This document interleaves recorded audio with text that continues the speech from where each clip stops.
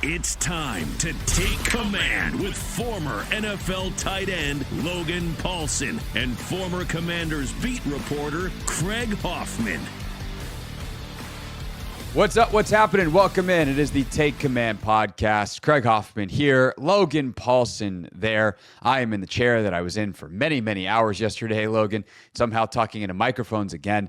You were talking into microphones too, just at the Command Center studios. Thanks again to Kevin Sheehan for joining us last night here on this show for the instant reaction. But now you and I get a chance to talk about Josh Conerly, the newest Washington Commander, offensive tackle out of Oregon. Crazy athlete, Logan. So we're going to talk about him. We'll talk about how he fits. We'll talk about the process for the offensive line and getting their best five on the field. And then we're going to preview the rest of day two, some guys that we have circled for potential Commanders picks at 61. But your impression, Logan, for those that haven't heard yet, of Josh Conerly, who was your fourth-ranked tackle in this class. Yeah, I mean, I was really excited, and I know that's probably fans maybe don't want to hear that, but like in terms of guys that were really talented, kind of in that fourth tier, so kind of in that bottom of the first, early second, like he was probably one of my better players available. I think I had him at 35, so kind of right in terms of the big board ranking. And I again, like I think in the very first like mock draft I ever did with Ticket to the Draft podcast, which is for the Commanders, like he was the player that I mocked at. This was before they traded for Laramie Tunsil and everything. So again, like I like the athlete. I think there's a very high floor with the player. I think he's pretty technically sound. I like the upside with the athlete too. I think that's the thing that gets me really excited is like when I'm looking at tackles, like there's just like a baseline movement competency that like, for example, Ariante Ursary, the big guy from Minnesota just doesn't have. He doesn't sink as well, doesn't bend, doesn't, like as he's coming into contact at the second level, he's worked his combination, working the linebacker, just bending his hips, bending his knees, being able to uplift and uproot those players at a high level. His first step quickness is great. His ability to pull and get into space is really good too. And again, he's not a perfect player. So I don't want people to hear me talk about him and be like, oh my gosh, you got the next Trent Williams. Trent Williams is one of one. But I do think you have a starting caliber player. And I think in terms of things he's got to work on how to like handle and digest bull rushes a little bit better, right? Yeah. He's super quick footed. He's got great length. I think he's got pretty good punch timing. Like that's something he can work on, like punch placement, but everybody can work on that. It's when someone says, I'm going to atomic bull rush you, like JT Tuimoloau from Ohio State. There's a couple reps in that game where he's not giving up a straight loss, but there's a little bit of pocket compression. And that's a hard thing to develop. But I do think when you look at him, like I got to meet him. I didn't meet him, but you're walking around post Senior Bowl practice and you see him. His frame, I think, could add a little bit more mass, right? He seems like a younger player. He's kind of baby-faced.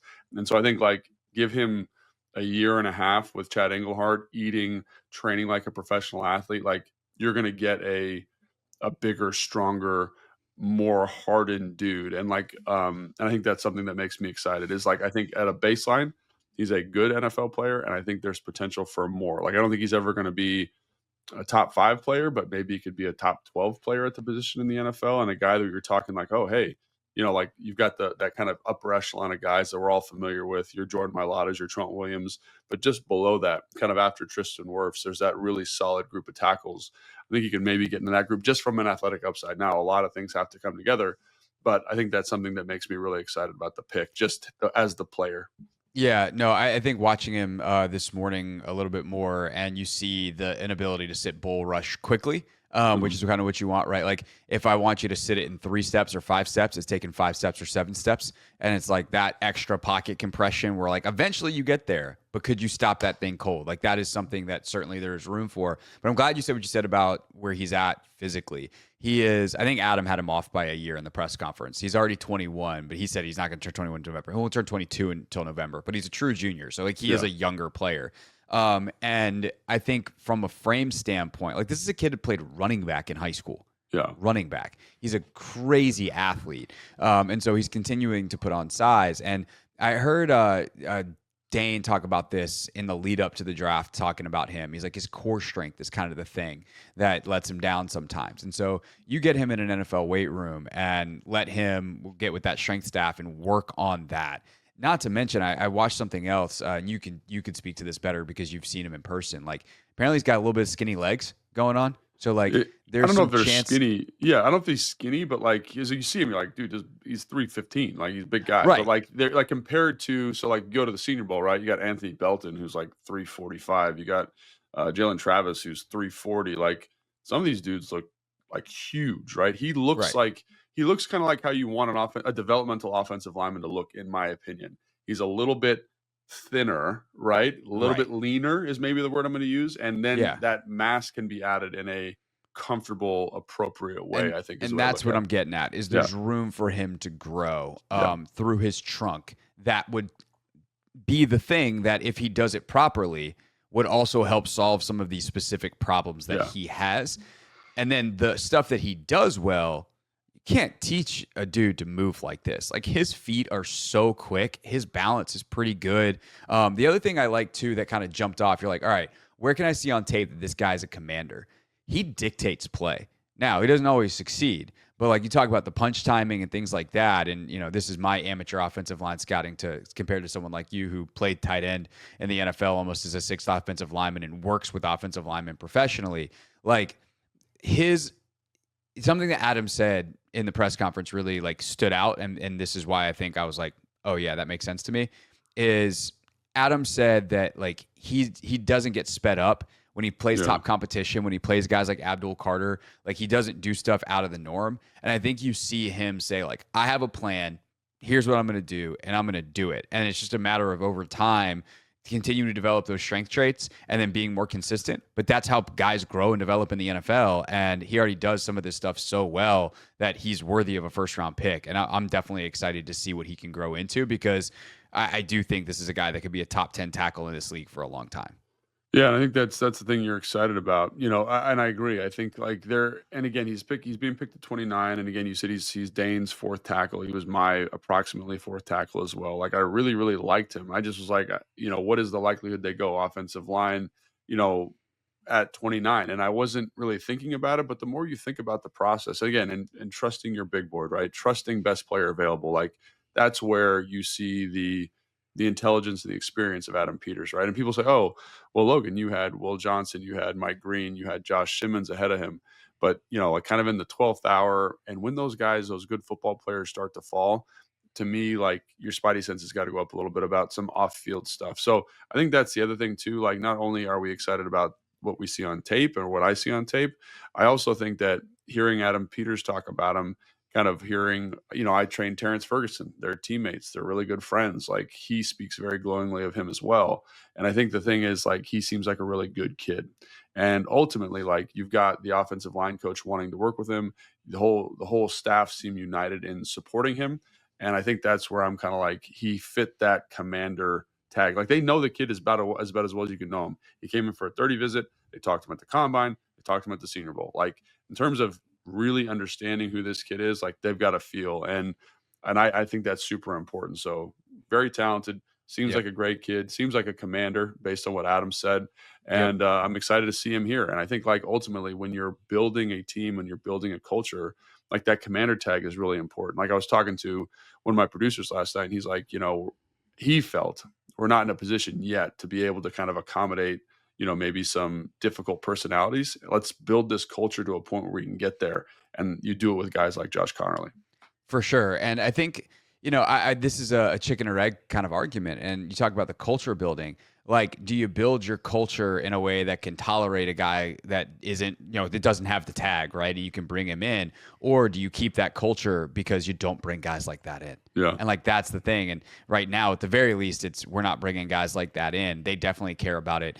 I think it's worth mentioning too, the guys that were available and running through some of them real quick. Will Johnson, there's the foot injury, and I think there's also some other injury stuff with him.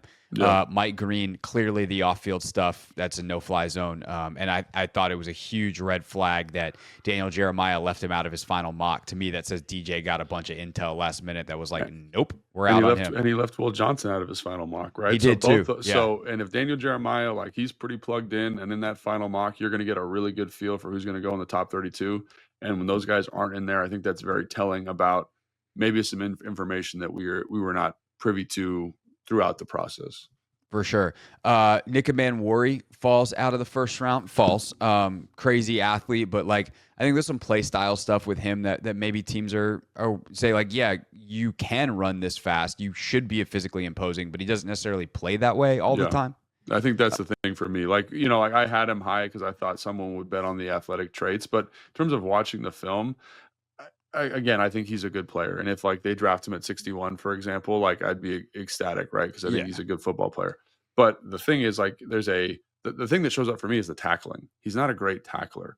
Like when you compare him to like Malachi Starks, for example, like Malachi Starks is a killer when he comes to tackle you, right? He just is in good position, good technique.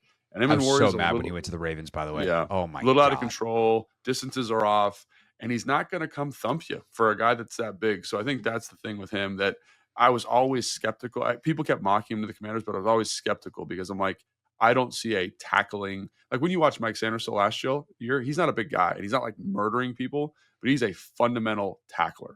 And the number one thing Joe Wood Jr. talks about is like, you better be a great tackler. And so I was always kind of like, maybe they feel like they can get him there, but I don't see it necessarily. So that was something that always from the film made me a little bit dubious about him being here in Washington. And the last guy that we should talk about in terms of the options, and then I want to talk about how this offensive line comes together. But Donovan Ezaraku is a guy that got mocked here a lot.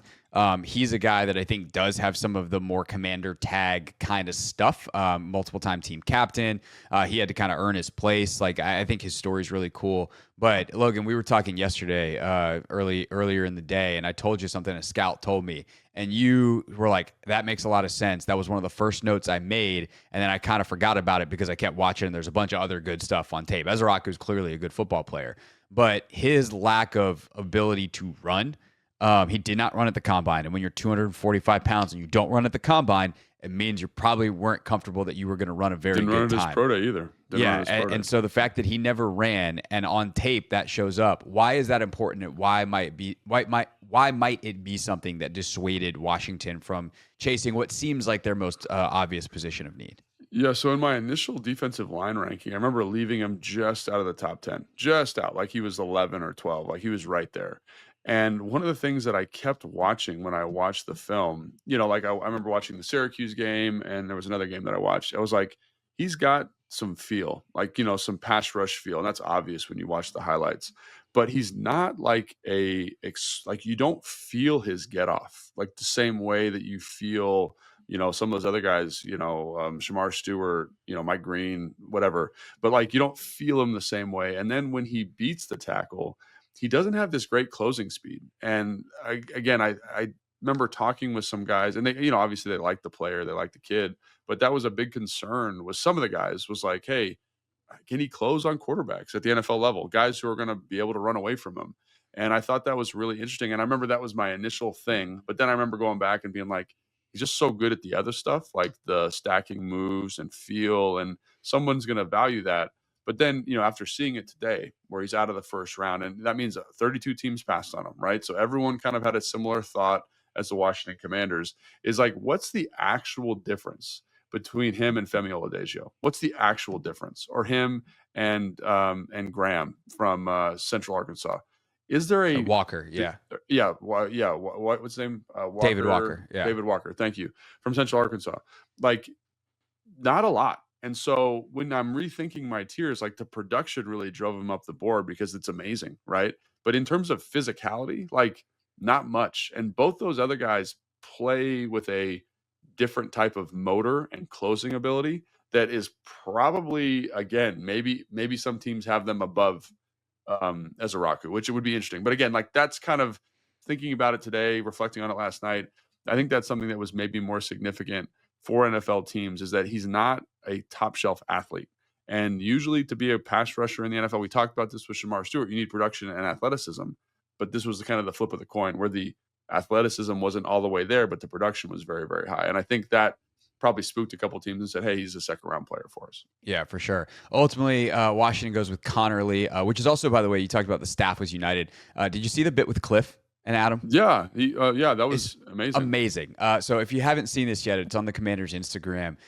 Cliff apparently stopped by Adam's office this week and he wasn't there. So he left him a handwritten note, just tore a piece of paper out of like a spiral notebook and was like, hey, stopped by, please take the Oregon tackle. Right. Thanks, Cliff. And so Adam brought that piece of paper into the war room. It was No like, kidding. yeah. That's awesome. Oh, yeah. He was like, Cliff, I found this on my desk this week. Because he came and did you're welcome. an interview with like B. Mitch, Santana, Brian Colbert, and myself, and he mentioned that, and I was like, "Oh, that's great," but I didn't realize he actually had the paper with him. Oh, yeah. That's He cool. he brought the paper into the war room. So that was a good bit. Cliff is clearly happy. And that gets into where I want to go next with Josh Conerly, which is how does he fit with the Commanders? So they had said, Brandon Coleman, you're going to right tackle at the coach's breakfast 3 weeks ago or whatever it was at the owners' meetings. But it was also, we'll start him there. And so I can't be surprised when half the league thought he was a guard coming out. He was good at left tackle, but not like amazing. They obviously made the Tunsil trade.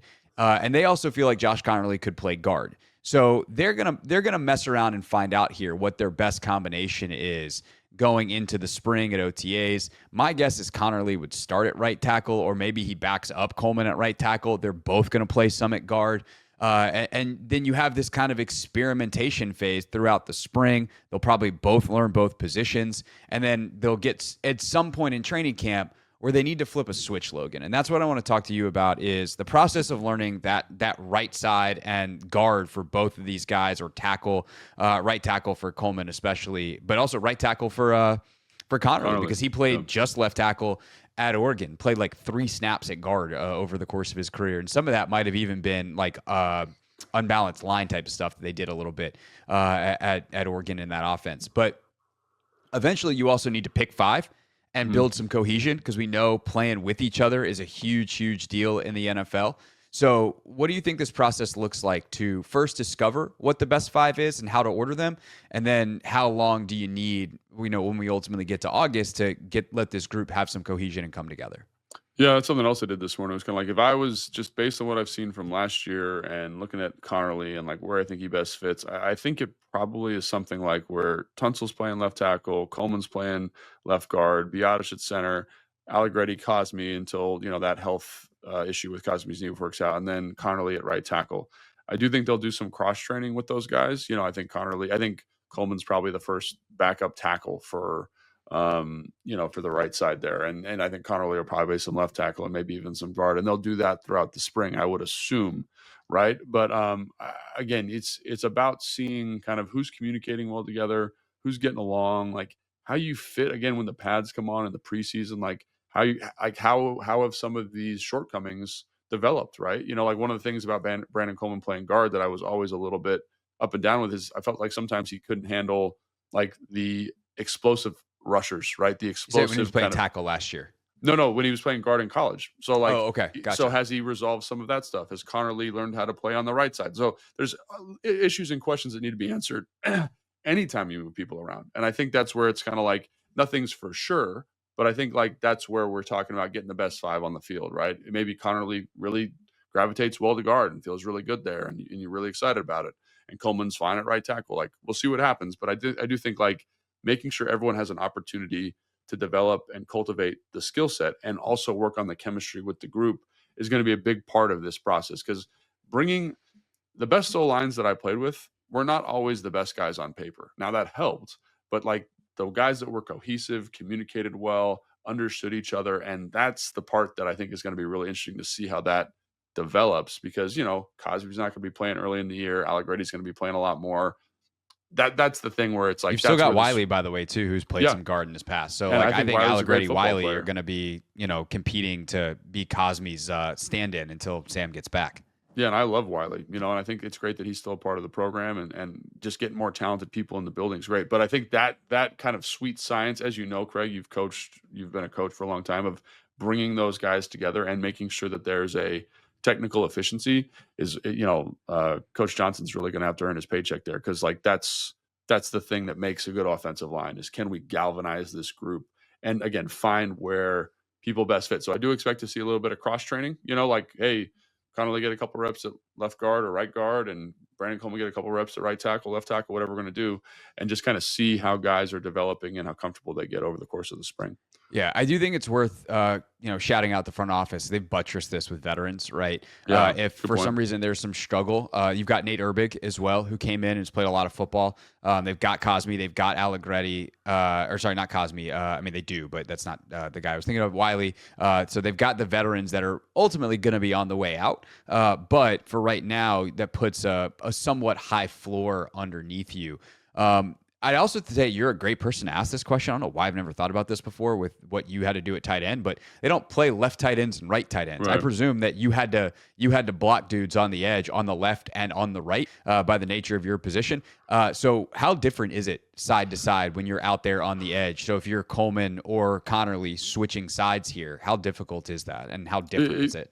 It can be hard, like you kind of are built, you have a right hand, left hand dominance. So, like, for example, when I was blocking to the right, I was always more comfortable because I could really sink my right hand into the block. I wanted that to be kind of right down center massed if I'm doing like a man reach to the right. And I would hook my left hand and kind of grab the upper pad, and it let me control the torso a little bit better. So on the right side, I felt much more comfortable run blocking. On the left side, I felt much more comfortable pass blocking because my right hand was my inside hand. I could kind of punch across my body and attack that rusher's inside shoulder a little bit more effectively. With my left hand, anytime I punched, I felt like I didn't have enough juice on the punch. You know what I mean? So I was kind of doing like two-hand punches, short setting a little bit more. And there's a physical difference. So, like, I trained a couple NFL tackles, right? And it's crazy when you train them how wired their body is to pass set on the side they're on, for example. So, like, one of the guys I train has a crazy internal rotation of the left hip and a crazy external rotation of the right hip. He plays right tackle. So think about that position, right? Like, his hips, his bone structure, when he gets x-rays, they look different. So when he goes and pass sets on the left side, it's weird for him because his bone structures are actually not there to accommodate that. So it can be very awkward switching sides, especially when you've ingrained a movement pattern so specifically over the course of a 10, 15-year career, right? So I do think there are some physical dominance issues, right? Some people are better kicking off their left leg. They're better kicking off their right leg. It's weird. So, and again, with these guys that have done it their whole career playing one position, like, you're anatomically, your body's built a different way. It's really interesting. Like, you'll put a guy on the right side, he's a right tackle. You'll push on him, and it feels like you're pushing into a wall. Then you put him on the left side and you push into him, and he can't anchor. Like, his midsection can't engage the same way. So it can be pretty dramatic. And so what you're hoping, I think, and a lot of offensive line coaches, at least in the tail end of my career, started doing this, is you say, hey, we're going to try and get guys cross-trained a little bit more so you don't get these crazy muscle imbalances, these crazy differences in physiology, so that if we had to move a guy around, we could.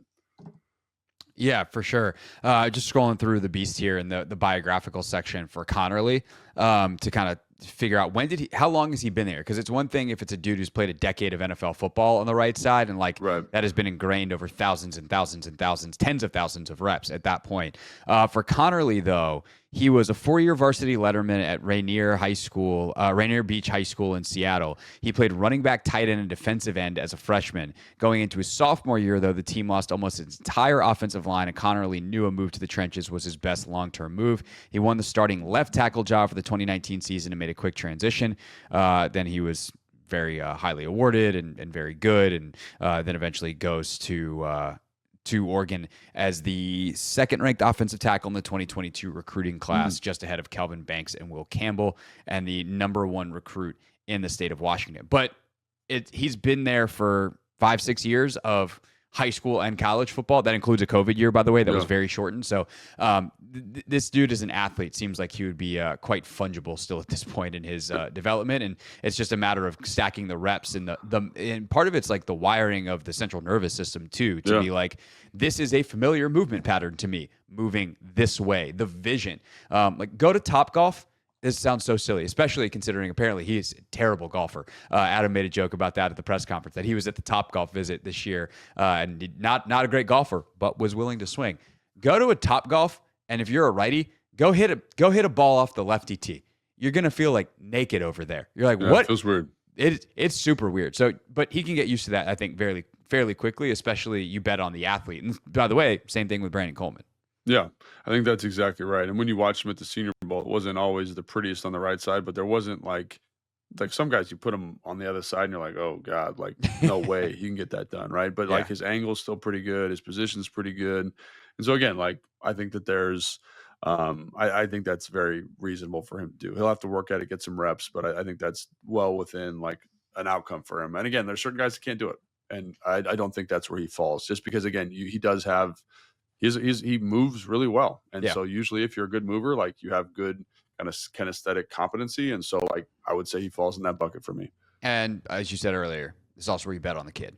You know Yeah. he's going to put in the work, and Yeah. that this is a kid that's got that commander's tag, and that ultimately is something that you can work with as well, because you know it's not going to be for lack of effort and not for lack of reps and hours put in the gym, on the practice field, etc., to be the best possible version of him that he can be. Anything else on Conerly before we look ahead to tonight? Yeah, I think it's just important to remember, and I'm going to say this a bunch of times, is like we are excited about the prospect, but like with every prospect, there's a little bit of a projection, and he's got to like actualize what the projection is going to be, and he's got the coaches here and the staff here to help him out. So obviously, like we're excited, and what it means for Jaden Daniels, what it means for Cliff Kingsbury, what it means for the offense as a whole is really exciting. What it means for the organization, especially in this division, but he's got to grow, and so like now, like this is the first step. Is getting a good football player in here. Now, like, what does he become? And I think that's going to be an interesting journey to watch, and how quickly that happens, especially over the next, couple of months. Yeah, for sure. I think it's also exciting to think about the long-term prospects of, and long-term, like 2-3 years, right? Nothing is 5 years in the NFL, because that's not how this works. But the 2-3 year prospects of Tunsil, Coleman, Biotish, Cosme, Conerly, the athleticism on that offensive line is insane. Yeah. Like Yeah. that is a freaky athletic offensive line that Cliff Kingsbury can do a lot with in the run game, the screen game, and all the areas that we know this offense wants to excel.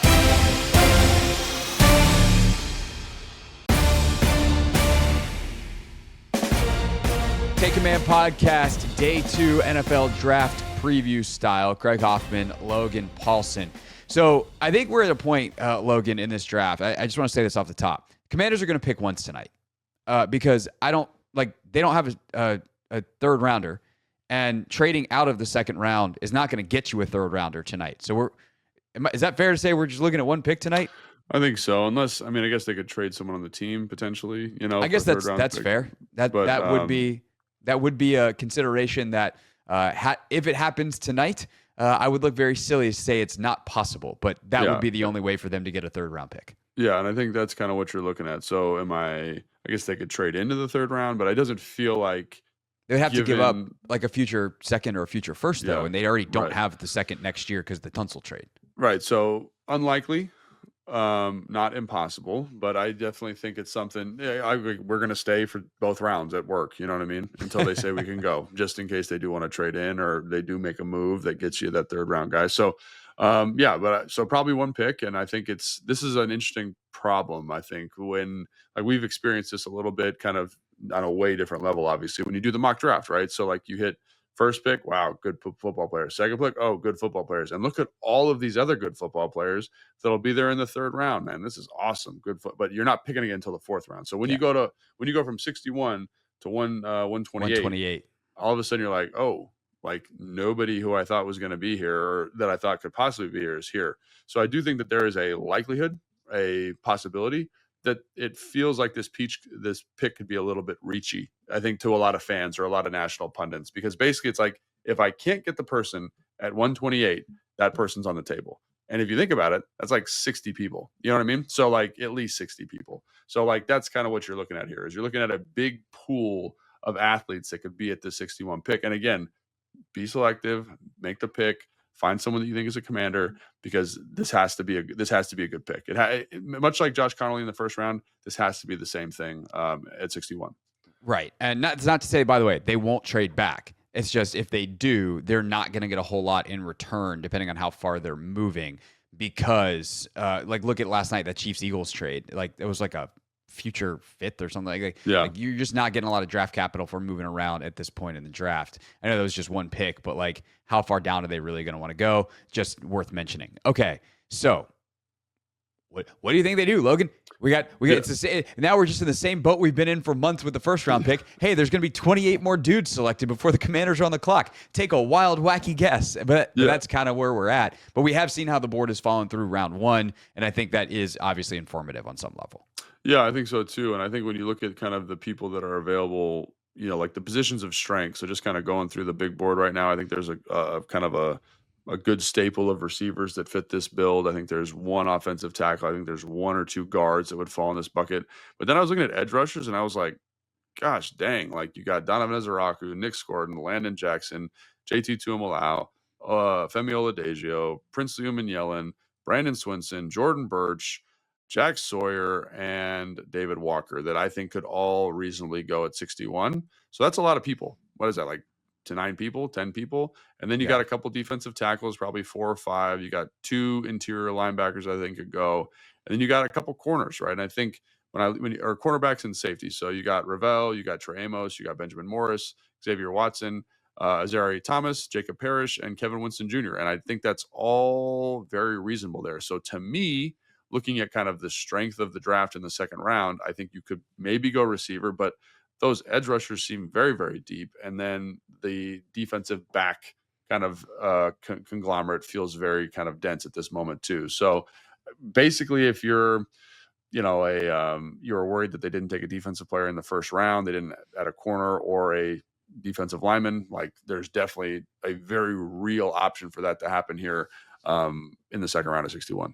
And you have the ultimate fallback of running back in this draft, where only 2 go in the first round. So no Travion Henderson, no Caleb Johnson, no anybody else popping up. So you have the full slew of running backs you expected. You have an extra safety because I think we mostly expected Eman Wari. We have 2 extra edges, Ezeraku and Green. Yeah. Now, Green, I don't know at what point, like, is it, hey, we're not going to take him in the first round? Or like, there are definitely going to be teams that are like, we're not taking him at all. So how far does he fall and where does Washington fit on that?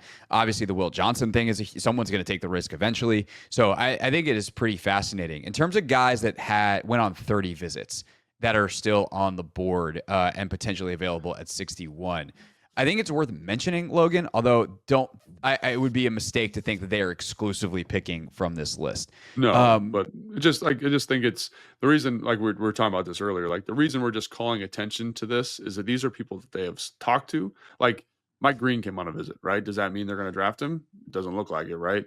But like there are some guys here that I think are interesting names that, having watched a lot of film of them, having talked to people about them, I think probably fit that Commanders tag fairly acutely. So that's kind of why we're talking about them. For sure. And, 30 visits can be, hey, we want to talk to you. Adam literally said this last night. We can talk to you and confirm what we or talk to you can confirm or it can deny what we thought. But confirm doesn't mean that we like you. It could confirm that we don't like you. Right. That we brought you in for a reason because we had questions and the answers did not alleviate those concerns. So of guys that came on 30 visits, let's see here. Ezeraku came on a 30 visit. So I doubt he's still available at 61 and we don't know what they found.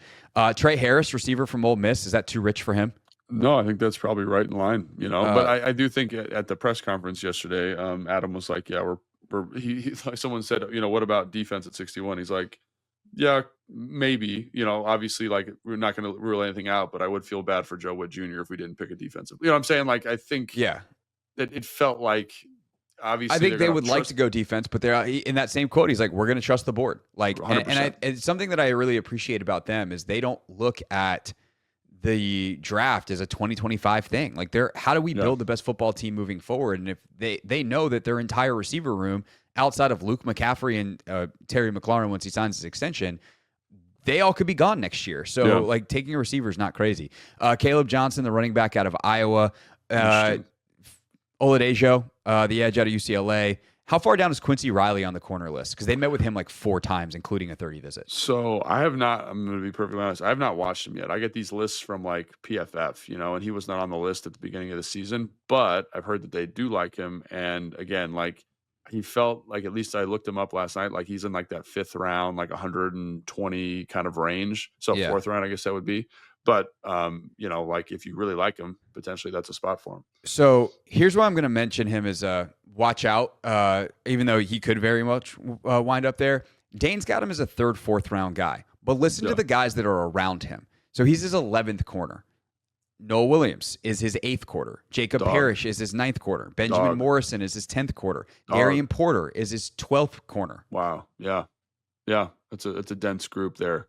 And if he's in the same range as like even Noel Williams and Jacob Parrish and Noel Williams are two of my favorite defensive backs in this class. And so the fact that he's sitting right there, I kind of would cluster them in the same group. But yeah, that's an interesting that's very illuminating for sure. Jonas Sanker from Virginia, the safety. Oh, the safety, yeah. He was at a 30. They met with him a ton. I think he might have been is he a 4 guy? Let's see. Yep, four different. So that's like, I don't have the list back in front of me again, but like Senior Bowl, Combine, Team Pro Day, 30 visit, but like definitely 30 visit, and they visited with him 4 times. He's Dane's 6th safety, 3rd round grade from Brugler. And I kind of went through, and I do this thing because like last year they had a type. They had long arm. It's the same kind of thing they did with Conerly, right? They have to meet certain athletic thresholds, like 34-inch arms, like fast 40, like blah, blah, blah, blah. So that's kind of how you pick the offensive lineman, right? They met with Anthony Belton, who like is an offense. He's like, he ran a 5'1". He's got 35-inch arm. Like, you know what I mean? Like they've got a kind of box they have their offensive lineman in. And with the safeties, I remember looking like Tyler Owens, 33-inch arms. Dominique Hampton, 33-inch arms. They like the length, and a lot of safety coaches that I talked to around the league, they like the length of their defensive backs because it allows them to play man coverage. And I think he's 32.5, which was one of the longer arm lengths of defensive backs at the combine this year. Is that right? 30, yeah. 6 foot and a quarter, 205. 32.5-inch arms. Ran a 4.48 with a 1.61 split, 36.5-inch vertical, but a 10.8 broad jump. Yeah, and then what was his wingspan? Is it on there? I don't want to put you on the spot if it's yeah, it is. 78 inches at his pro day. Yeah, so like he's a big safety, right? And like he plays at and around the line of scrimmage. He's very productive. He's physical. He's a little stiff to my eye, but I remember watching him being like, this guy feels like a kind of a Jeremy Chin guy that has a little bit more athletic upside. So I think that's a really interesting pick. And I do think 61 is not out of the question there if you really, really like the prospect.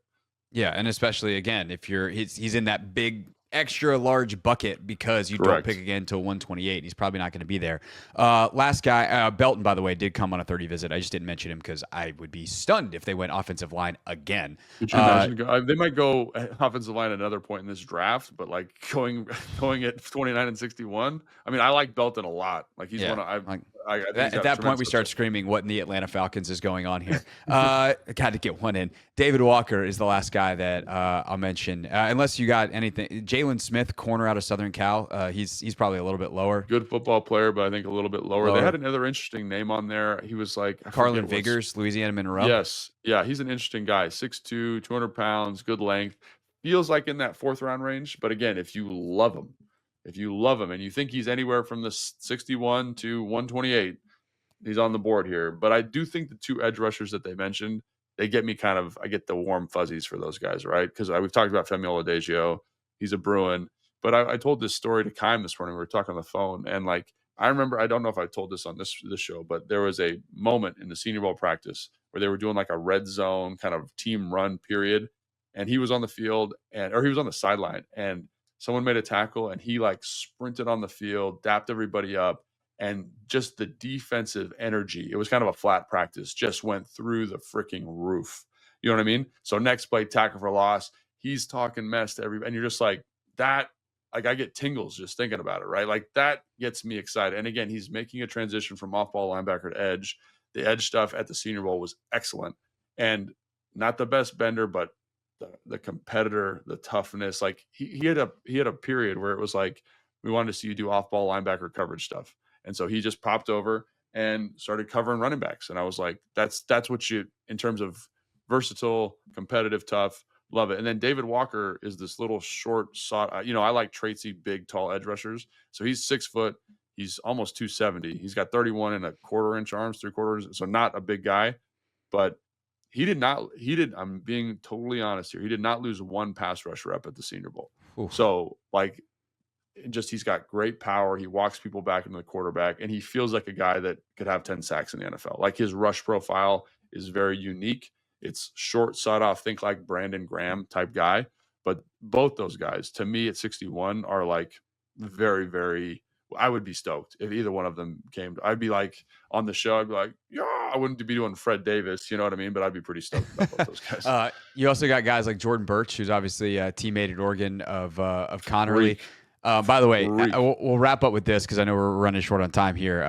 Logan and I said, we'll try to go like 30 minutes. We don't need to do a full 45-minute episode. Here we are, 41 minutes in. Classic Take Command style. How about this from the Beast from David Walker's profile? When studying FCS tape, you shouldn't need to know a player's number, and that is absolutely true with Walker, who quickly jumps out as the best player on the field, even on Central Arkansas's terrible purple and gray field. Dane throwing shots. It is purple Dane's and just gray. like bombs. I don't care. Central Arkansas.